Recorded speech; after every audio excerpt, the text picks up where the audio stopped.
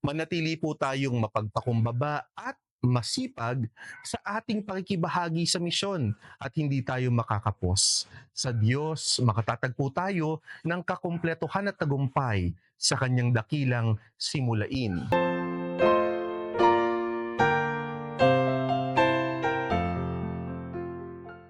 Good day kaibigan, kay San Agustin. Welcome to Toleleche.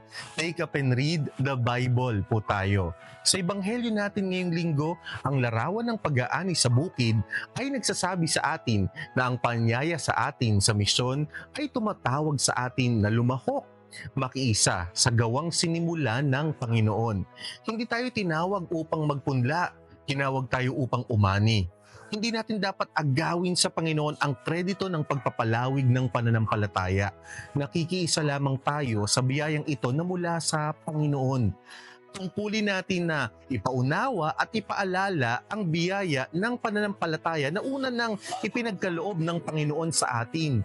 Ang Panginoon pa rin ang siyang simula at tagapagkaloob ng pananampalataya. Hindi natin kailangang maging mayabang na akuin ang bunga nito. Kaya nga ba, sa kakulangan sa bilang ng mga tagapagsaka, sa atas ni Jesus, ng pagiging payak, sa pagtahak sa misyon, sinasabi ng Ebanghelyo na ang katapusan ng simulayng ito ay sa Panginoon pa rin magkakaroon ng banal na wakas.